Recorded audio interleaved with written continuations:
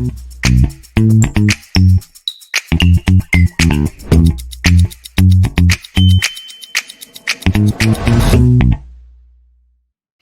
everybody, welcome back to HPC Tech Shorts, where every week we take you to the water cooler here in HPC Engineering to meet some of the interesting people making the cloud a better place for HPC and all those kinds of workloads. This week, I'm kind of excited to say, I'm joined by Joe Adegbola and Steve Kendrex, both in Seattle. Hey, hello. Hey. Joe is, if you ever get the pleasure of coming to work in AWS and you work in one of our batch engineering teams, Joe would be your boss. Joe heads up all of our HPC, all of the engineering groups that contribute to batch. And Steve, on the other hand, Steve is the product manager for AWS Batch. So he wakes up every morning worried about why batch isn't working better and how we can make it work better. So is that a good description? As good as any. All right, there you go.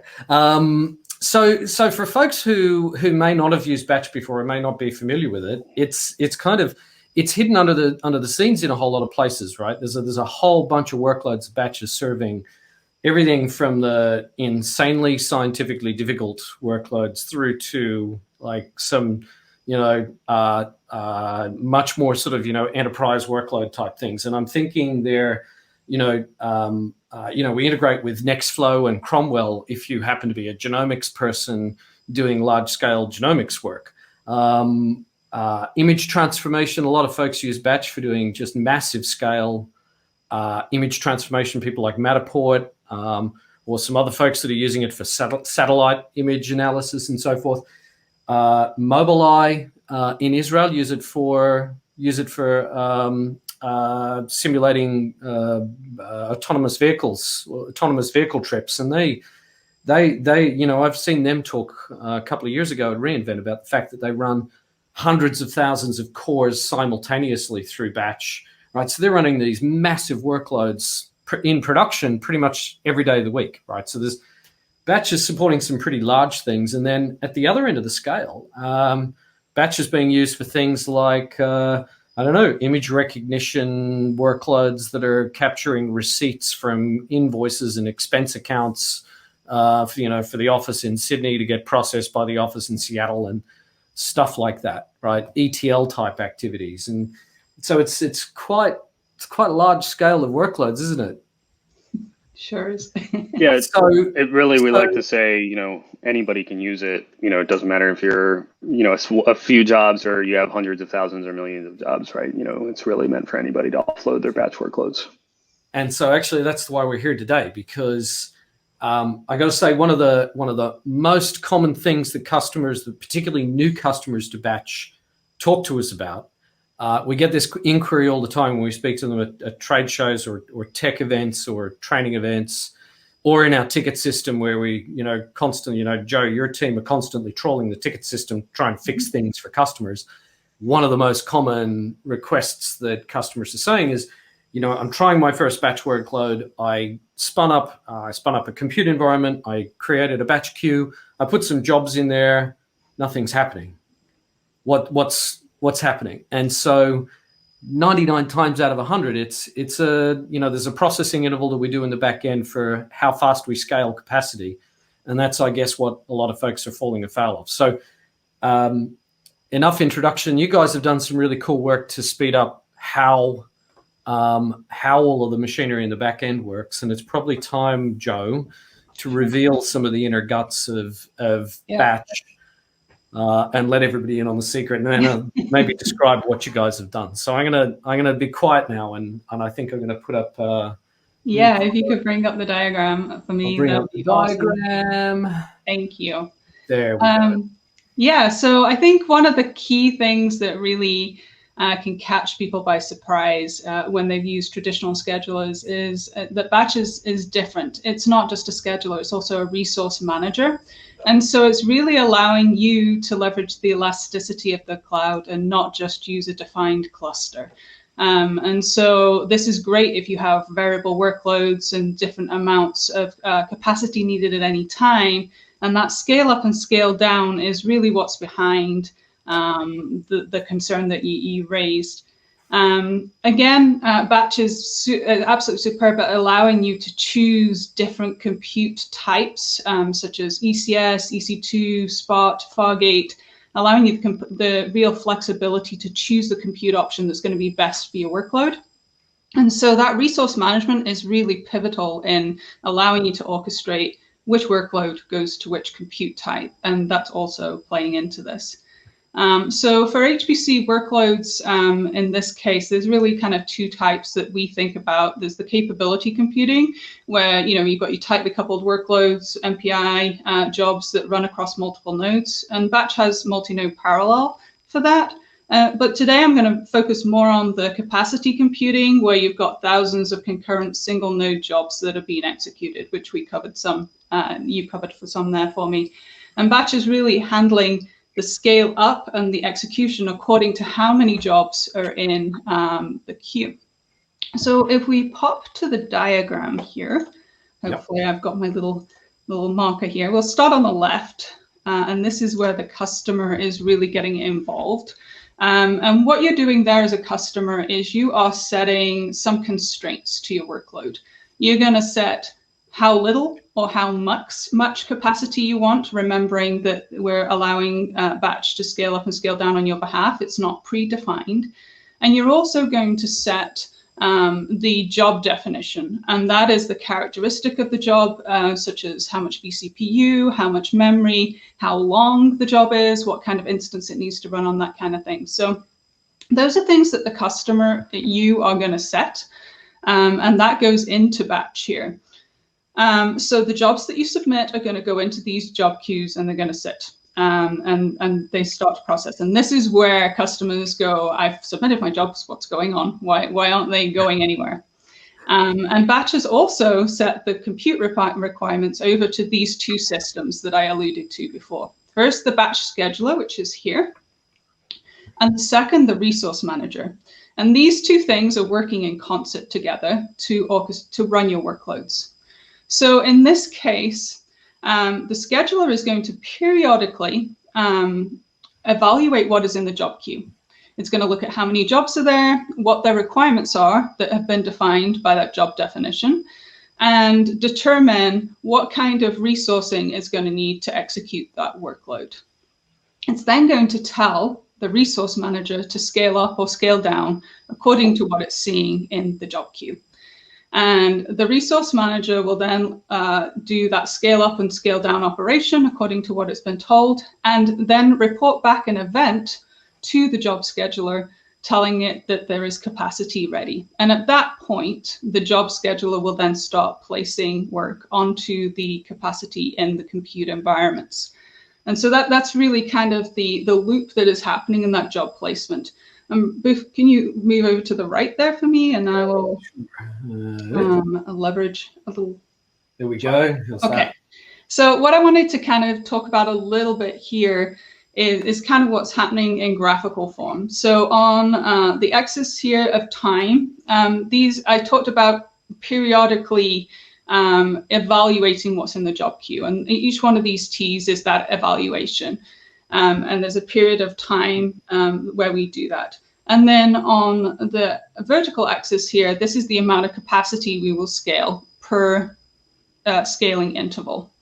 And so what will happen is we'll evaluate the job queue.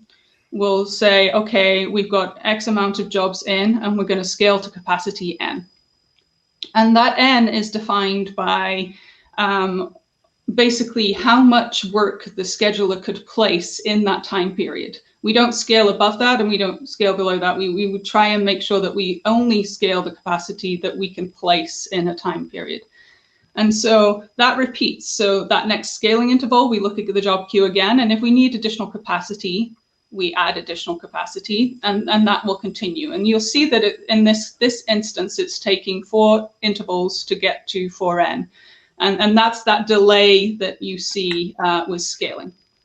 So what is really cool, and some of the changes that we have just released, is we've really optimized various parts of this model for you. So if you could pop back to the left a little bit. That'd be awesome. So at the intake, where we do submit jobs, we have this point here. Yeah. We have made the intake or submit job API up to 1.6 times faster. So that's going to allow you to get a lot more jobs into the queue faster, so that when the scheduler does that evaluation of what is in the queue, it has a more complete picture of the entire workload faster. So that N might be bigger that we scale. The second thing that we have done is we've increased, and that can influence here and here, the dispatch rate, at which is the speed at which the scheduler can place jobs. And that will be seen at the speed at which it goes from running to starting in transitions if you're running a workload in batch. And finally, we have increased the scaling frequency. And so that's that T on the graph over to the right. So now we do 5 times, up to 5 times the scaling operations in the time that we were previously doing 1. And so again, if we can pop over to the left a little bit. So now, in theory, N will be a little bit different because the time interval is different. You could get up to 5N in T1 based on the new scaling operations, and we can also place behind that. So a lot of different changes, a lot faster reactivity of getting capacity up, but also the ability to get jobs onto that capacity with the changes that we've just rolled out. And I mean, to be fair, it's kind of important, I guess, that we're not, one of the most obvious questions that customers, frequently ask, or the first ones they ask is, well, why can't I just have it all straight away? Just like size up my queue and just go straight up to the top immediately. Well, of course, the problem might be that, it takes a little time to scale capacity. It takes a little time to scale down capacity. We kind of want to smooth that capacity variation curve, don't we? We don't want it to be just... Exactly. And in addition to that, we don't want to scale up capacity that we can't place jobs on. Otherwise, it's just sat there. Yeah, so there is that graduation. Yeah. And it's costing customers money that they shouldn't be spending. Yeah. Okay.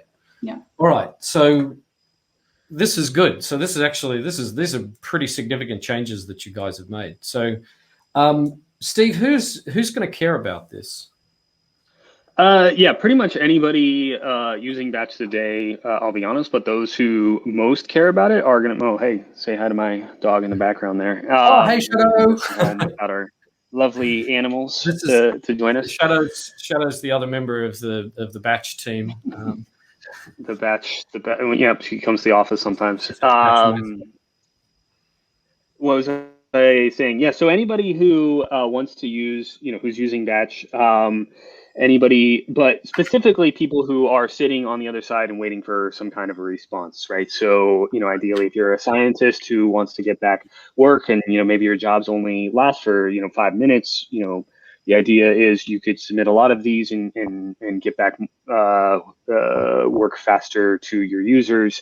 If we can scale up a little bit faster and be more responsive to the other side, that means that they can do more iterations on certain ideas. People who just run batch jobs overnight, this may not be, quite as exciting, because again, we have a lot of people who just dump a lot of work into the queue and just expect it, to come back in the morning, right? This isn't going to be that exciting for those people, but really for the people, which are, more people than you may expect, who are, trying to submit active work and are really waiting for some kind of a response, or looking for the results of that job so they can get on with their workday. That's who's going to be very interested in this.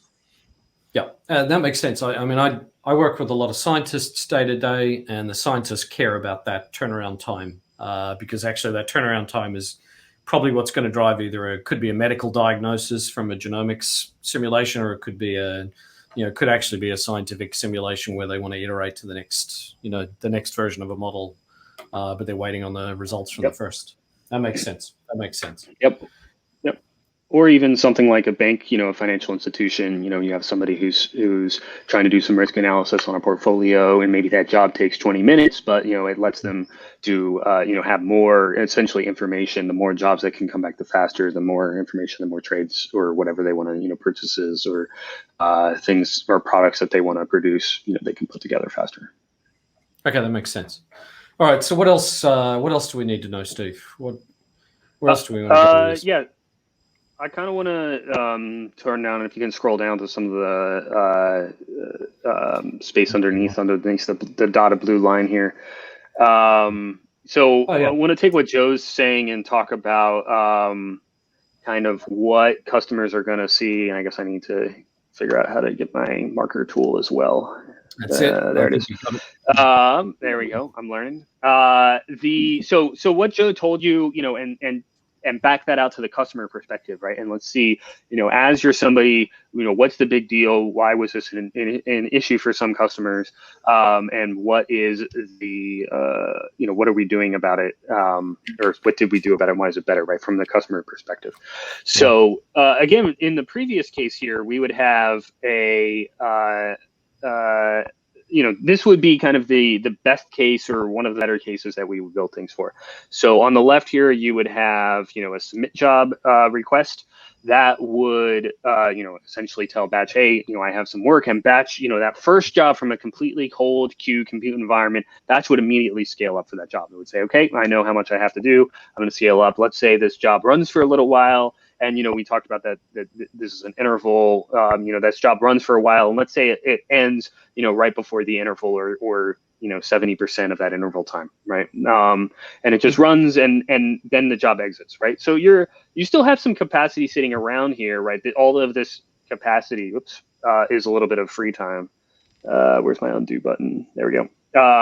All that capacity right there is just a little bit of, you know, a little bit of instance time. But again, if you have another job to come in, you know, that's why we would hold that instance there. That's going to cause, you know, and so the instance exits. It's not optimal, but it's still pretty decent in terms of how customers would experience Batch, right? In terms of what they would see.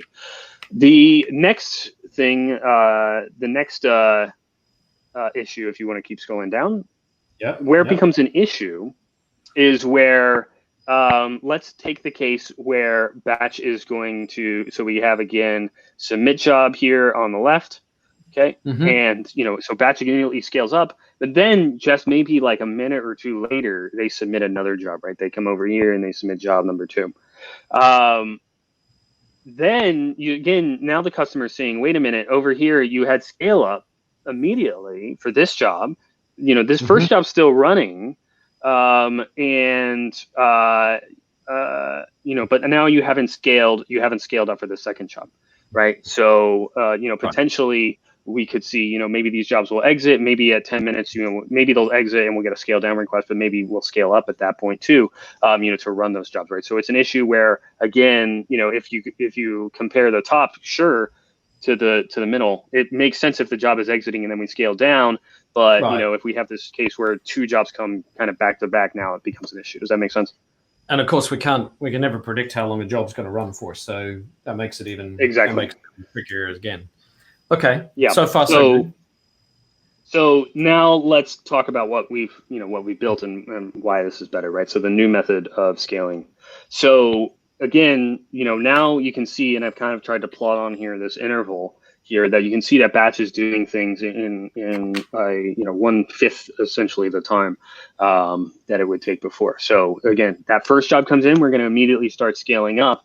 Now, as new jobs start to come in, you can see that the intervals to scaling are much more responsive to where the job actually, you know, where the event is actually occurring. So in this case, again, this second job comes in, maybe a third job comes in, and sure, you know, between the second job and the third job, is there a little bit of a gap? But it's the responsiveness is much faster, and we still have, like we said, it's not like we necessarily want instantaneous response because we need to kind of collect data from the queue in order to make sure we're launching the instances that can run the jobs. But you know, again, the responsiveness is much faster because we can scale up and scale down for those jobs. So again, you've already got, let's say, 3 nodes necessarily potentially spun up if we're just calling a simple job per node, and then a job exits, maybe another job's exit, and we scale down. You know, we scale down for those jobs, you know, shortly thereafter, right? We don't even have to wait till the end of this period, right? So even in this one time, you know, all of this activity is happening here, whereas before we would have had to have waited for, you know, the end of this activity to even do anything now. We're much more responsive, even in between, just these few minutes here. So our responsiveness is kind of driven to some degree by the rate at which jobs are coming into the queue. And we're using that as a factor to actually, in the function that's deciding how soon we're going to scale up based on unmet need.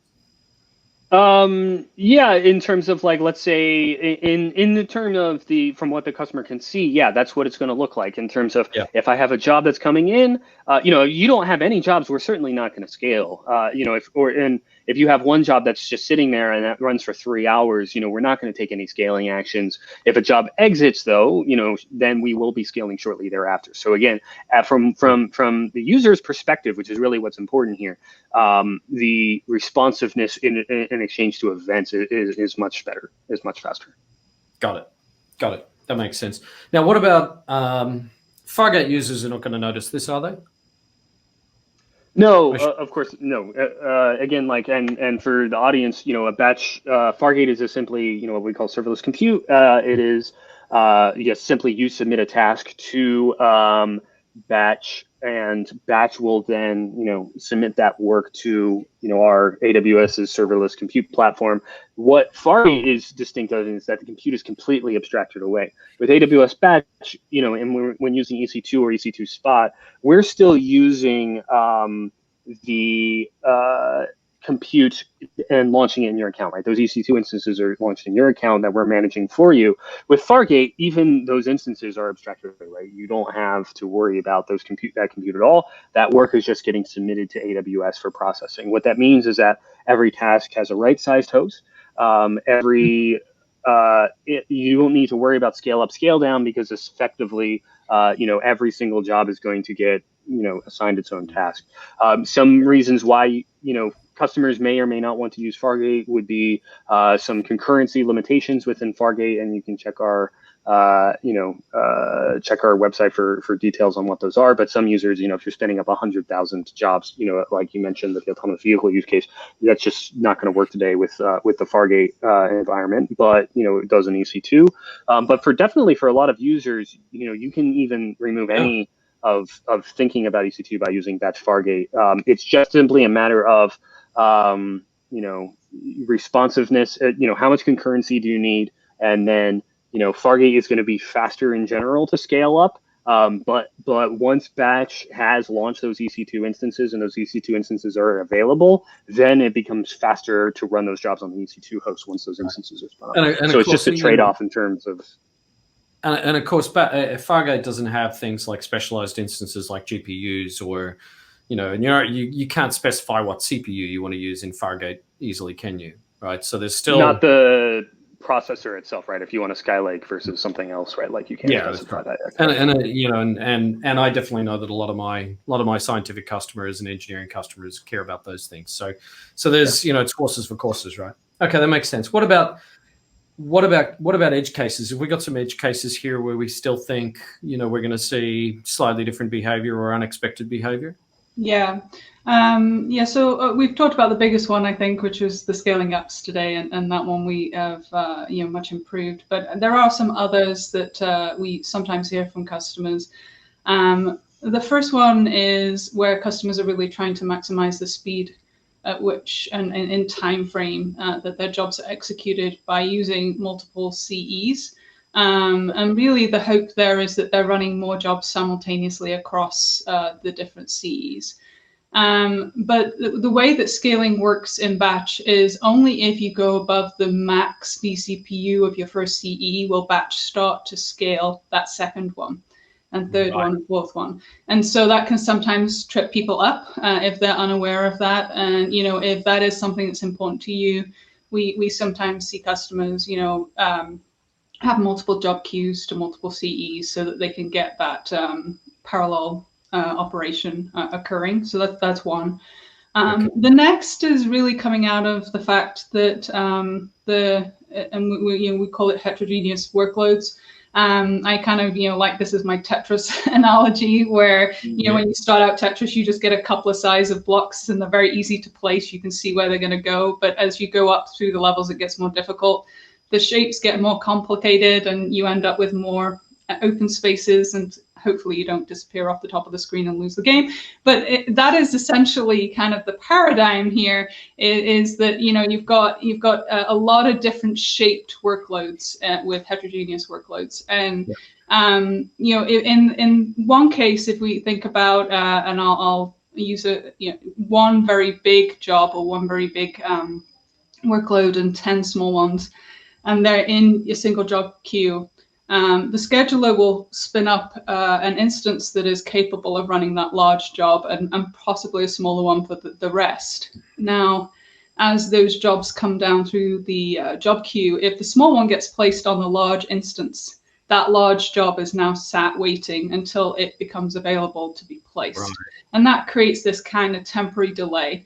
It's a very, very rare case, and because most of the time you've got a lot of jobs and a lot of instances, so there's usually capacity available to run it.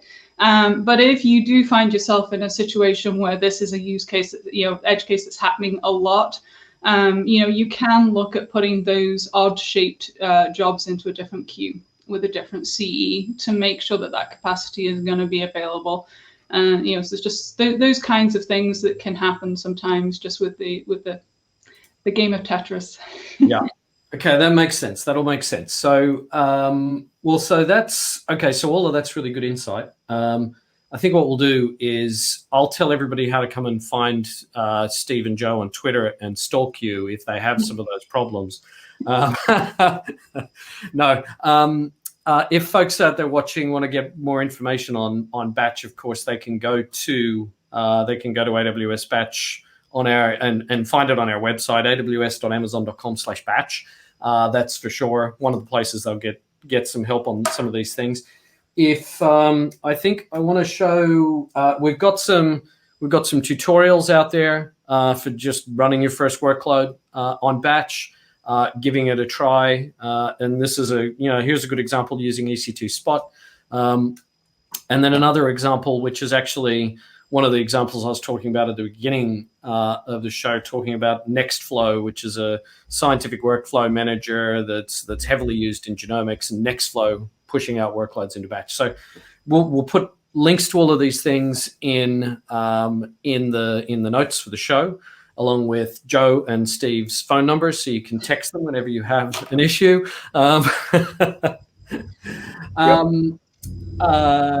Thank you for coming along today. That was actually a really cool introduction, and I've learned a whole lot along the way. So thank you for that.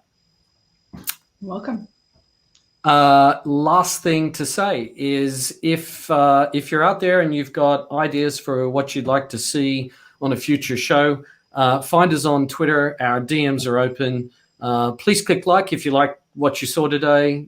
Please click subscribe and share it with your friends and your colleagues and let them know about the content as well, so that we can all make the cloud a better place for HPC. Thanks for coming along today, Steve and Joe. Really appreciate it. Thanks. And we'll see everybody soon.